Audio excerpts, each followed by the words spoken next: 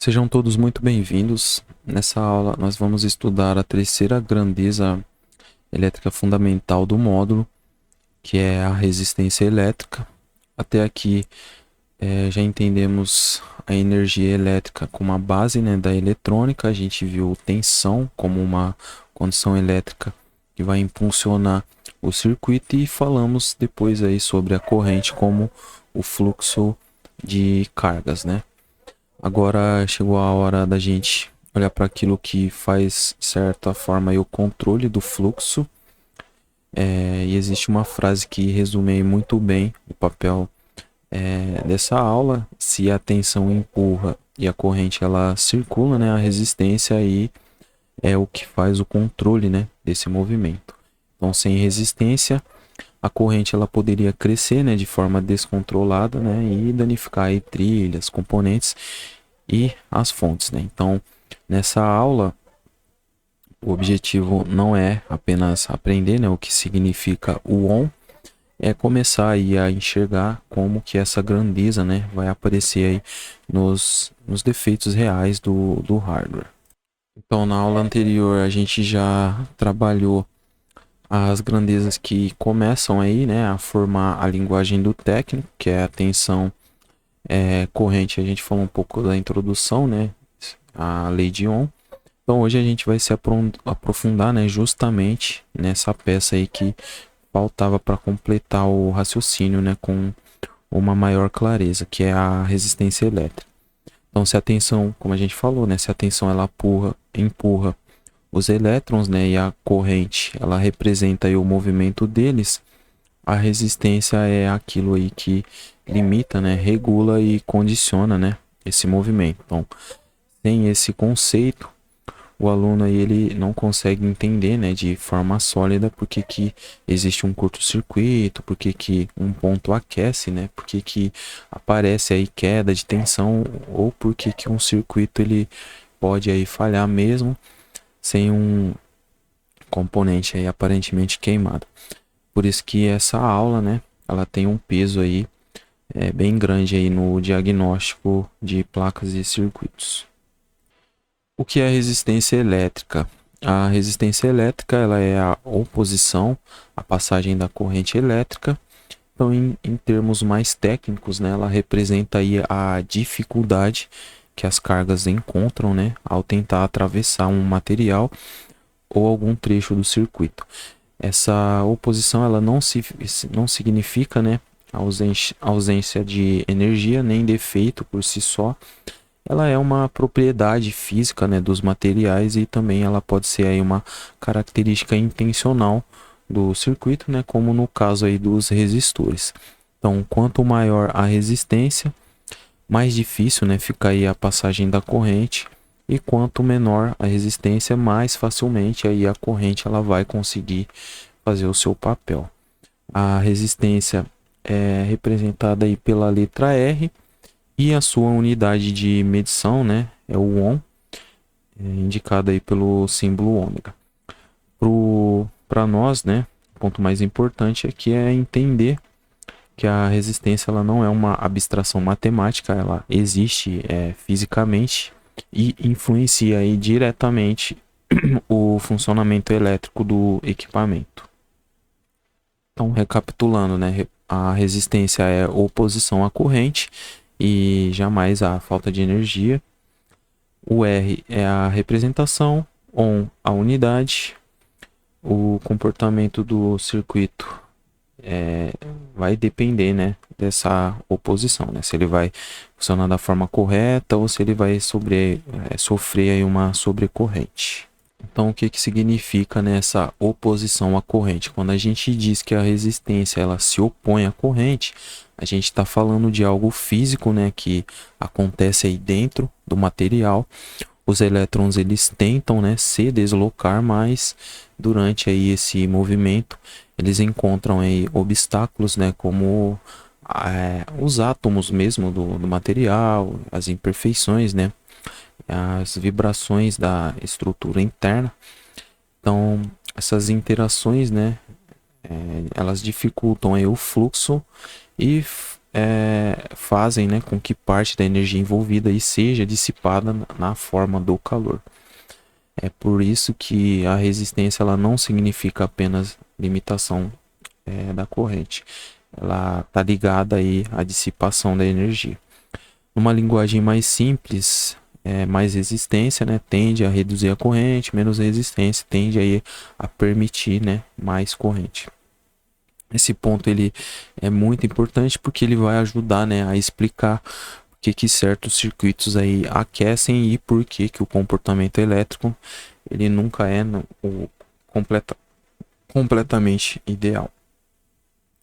A unidade de medida da resistência é o ohm, representado aí pelo símbolo ômega, né?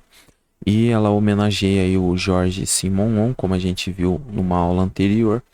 Então, nos esquemas, a resistência ela vai costumar aparecer associada à letra R, mas além da unidade principal, né, a gente precisa entender também as escalas mais comuns, né? Um circuito ele pode trabalhar com alguns ohms, com alguns quilo-ohms ou até mesmo mega-ohms, aí depende aí muito a aplicação, né? Então 1 kilo-ohm equivale a 1000 ohms e 1 mega-ohm equivale aí a 1 milhão, né, de ohms. Então na prática da eletrônica, resistores pequenos eles podem ter dezenas, né, ou centenas de ohms. Redes de polarização e muitos circuitos, né, usam quilo-ohms. E medições ligadas a isolamento, né, ou fugas, elas podem aí envolver mega-ohms, né, muita resistência mesmo, muita resistividade. Esse entendimento de escala é extremamente importante, como a gente viu nas grandezas anteriores, né? Então, quando a gente está medindo, né, os componentes e as linhas, a gente precisa saber, né, se está olhando para um valor normal ou para algo aí fora da expectativa, né? Baseado aí nos submúltiplos, né, da medição aí da resistência. Respondendo à pergunta, né, se a resistência pode existir sozinha, ela sendo aí, né, a propriedade do material, sim, né? A resistência ela pode existir sozinha, no sentido que ela não depende, né, da corrente que está passando naquele momento, né, nem da tensão, né, aplicada aí ao material. No caso, como eu disse, né, ela existe aí, né, como uma propriedade física do material. Um resistor de 100 ohms, ele continua sendo aí um resistor de 100 ohms, mesmo quando o circuito não está funcionando. O que acontece é que a tensão, né, e corrente elas revelam aí o efeito da resistência, né? Então, quando o circuito entra no funcionamento. É meio confuso, né, para os iniciantes, porque muitas vezes a gente associa a grandeza apenas ao momento da medição, né, com o circuito ativo, mas a resistência ela tá ali, né, como uma característica do componente, do material, do contato aí da trilha, né, do condutor em si. Então, em outras palavras, a resistência ela não nasce quando a gente liga o circuito, ela já se faz presente, né, ela já se faz parte do circuito, por ser aí uma propriedade física do material. Quando a resistência aumenta, né, além do esperado em um ponto do circuito, a corrente ela tende, né, a diminuir, e isso pode gerar uma série de sintomas, né, que à primeira vista parecem difíceis de entender. Um exemplo muito comum é a oxidação, né, nos conectores. A oxidação ela vai formar aí uma camada que vai dificultar ainda mais a passagem da corrente, como se o caminho elétrico aí ele ficasse pior, né? Então, o mesmo pode acontecer, né? Mau contato, a solda, né, comprometida, solda fria ou trilha danificada. O resultado pode ser queda de desempenho, funcionamento intermitente, falha de inicialização, né, porta USB instável, o notebook que liga e desliga ao menor movimento, né?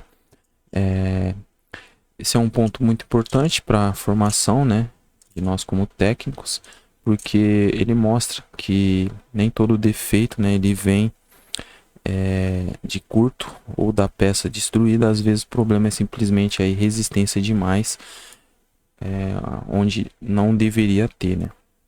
Agora, quando a resistência diminui demais, o efeito mais comum vai ser o aumento da corrente e, dependendo aí do quanto essa resistência caiu, esse aumento pode se tornar aí muito perigoso. E é justamente que é aqui que aparece, né, um dos cenários aí mais críticos da eletrônica, que é o curto-circuito. Então, quando um caminho de alimentação ele perde sua resistência normal e passa a oferecer aí a oposição muito baixa, a corrente ela vai subir rapidamente. Então, isso pode causar aquecimento, queima de alguma trilha, dano em algum componente, né? E, como a gente vem falando, aí, a atuação das proteções da fonte relacionada aí à sobrecorrente. Então, um exemplo clássico na bancada vai ser aí o curto, na linha 19 volts aí do notebook. O carregador ele é conectado, vai detectar o consumo excessivo, né, e desarma. Ele vai entrar aí em proteção. Então, quando a resistência ela cai demais, o técnico ele vai precisar aí pensar, né, imediatamente na sobrecorrente e o risco aí para o circuito em si. Falando agora sobre a lei de Ohm, né? Ela é uma das bases da eletrônica e ela conecta diretamente aí as grandezas que a gente está estudando, que é a tensão, a corrente e a resistência. A forma mais conhecida dessa relação vai ser a fórmula V igual a R vezes I. Isso significa que a tensão ela pode ser entendida, né, como resultado aí da resistência multiplicada pela corrente. Também a gente pode reorganizar a fórmula, né, para obter a amperagem I,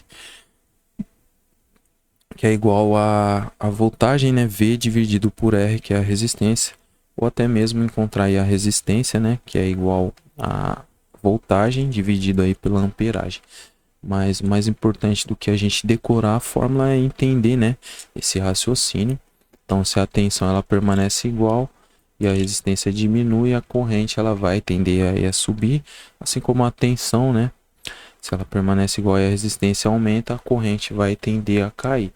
É exatamente por isso que a lei de Ohm ela vai ser tão valiosa para a gente no diagnóstico, porque ela vai ajudar, né, a nós técnicos a transformar esses sintomas em relações elétricas aí que serão mais compreensíveis, né, para a gente. Como que a gente vai medir resistência? Para a gente medir, a gente vai usar o multímetro no modo resistência, no modo Ohm, indicado aí pelo símbolo do ômega, né? É bom que a gente visualize bem as escalas. O procedimento é simples e a gente precisa respeitar, apesar dele ser simples, né? Sempre com cuidado. Então, desliga primeiro o circuito, desenergiza, né, o circuito. Aí depois as pontas de prova, né, elas são colocadas nos dois lados do componente ou do trecho, né, que a gente deseja fazer essa medição, e o valor vai aparecer lá no display. E a regra mais importante aqui é a que a gente falou no início, né, que a gente nunca mede a resistência com o circuito energizado. Isso acontece porque o multímetro ele vai injetar uma pequena corrente interna, né, para fazer a leitura. E se já existe tensão externa no circuito, a medição ela pode ficar incorreta, né, incoerente. Em alguns casos o instrumento ele pode até ser danificado, né, sair alguma faísca. Então, para nós, né, a gente deve fixar, né, que a resistência ela se mede sempre com o circuito desligado.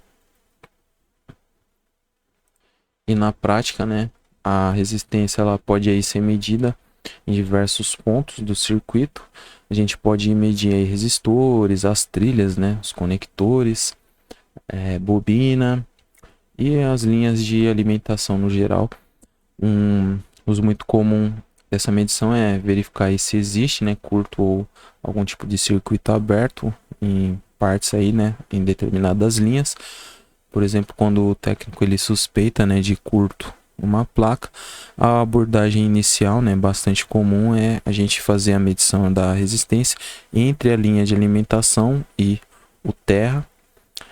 Se esse valor ele estiver, né, muito baixo em um contexto, né, onde não deveria estar, então isso pode indicar aí curto ou fuga, né. Já em outros casos, uma resistência muito alta ou até mesmo infinita, onde deveria haver aí caminho elétrico, pode sugerir circuito aberto. Esse tipo de análise vai ser extremamente útil, né? Porque a gente vai permitir que a gente aí investigue a placa, né? Mesmo sem que a gente energize ela. Falando agora sobre sintomas, né? Quando a resistência está fora do normal, fora do comportamento esperado, caso o circuito ele passa, né, a se comportar também de forma normal. Então vai aparecer aí como equipamento que não liga, aquele funcionamento intermitente, né, o aquecimento localizado e a queda de tensão em alguns pontos importantes. Então o papel nosso é justamente transformar, né, esses sintomas aí em suspeita elétrica. Então um conector com alta resistência, como um exemplo aí, pode fazer um notebook ligar e desligar quando a gente mexe no cabo. Uma linha com resistência baixa demais vai puxar corrente em excesso, né, e aquecer. Então a resistência ela é uma grandeza silenciosa, mas os seus efeitos, né, eles podem ser aí bastante visíveis quando a gente aprende a observar eles. Então colocando aí um exemplo real, né, muito comum de defeito, que é conector oxidado. Nesse caso, o efeito principal aí é o aumento da resistência, né, no ponto do contato oxidado. E quando a resistência ela aumenta, né, a corrente ela passa com mais dificuldade, ela vai diminuir. O resultado ele vai ser um circuito aí que até vai receber tensão, né, em algum ponto, mas não vai receber a corrente suficiente, estável, né, para funcionar de forma correta. Isso acontece com frequência em portas USB, conectores, né, de energia, os contatos da bateria e alguns outros pontos que são expostos aí ao ambiente. O valor mais didático desse exemplo é porque ele vai mostrar aí uma verdade importante da manutenção, né? Que nem todo defeito ele precisa de componente queimado ou estourado, mas muitas vezes aí o circuito vai falhar porque o caminho elétrico ele ficou ruim. Então a solução técnica, ela muitas vezes não começa aí trocando o componente, né? Vai começar aí pela limpeza do conector, reaperto, então reparo, né, do contato. A gente pode também refazer a solda se for necessário. E quando for extremamente necessário, a gente substitui a peça afetada. Então é muito importante a gente formar essa mentalidade, né, correta da bancada. Então nem todo problema elétrico vai ser um componente internamente queimado. Os defeitos eles vão surgir também, né, porque a conexão elétrica ela deixou aí de ser confiável, ser estável. Quando isso acontece, a gente tem que restaurar, né, o caminho correto, né, para resolver aí o problema com mais precisão, né, do que apenas trocar e ficar tentando trocar peça. Aqui está uma pergunta técnica, né, que a gente precisa saber responder com segurança. O que a oxidação ou a solda fria vão afetar o circuito, né? A resposta é porque elas aumentam aí a resistência elétrica do contato do material, né, naquele ponto, e quando isso acontece, a corrente ela vai passar aí com mais dificuldade. A oxidação ela cria uma camada ruim, né, para condução elétrica. A solda fria ela produz aquele contato imperfeito, instável, né, de baixa confiabilidade. Nos dois casos, o efeito elétrico ele é parecido, resistência maior, né? Então, corrente menor e irregular, então o funcionamento vai ser comprometido. Então essa explicação ela é muito importante, vai transformar em um defeito visual, né, em uma interpretação elétrica. É extremamente, quer dizer, é exatamente esse tipo de leitura que faz aí a gente evoluir, né, de observador para realmente um técnico de verdade. Então, para concluir, né, nessa aula a gente aprendeu que a resistência elétrica, né, o que ela é. A gente viu a sua unidade, que no caso é o ohm, né? A gente entendeu como que ela vai se relacionar aí com a tensão e a corrente. Retomamos um pouco, né? Falamos novamente da lei de Ohm. E a gente viu aí como medir, né, resistência corretamente, discutindo aí como essa grandeza vai aparecer no diagnóstico de hardware. A principal mensagem, né, para levar dessa aula é que muitos defeitos eletrônicos eles não vão ser explosões visíveis, né? Ou peças dramaticamente queimadas.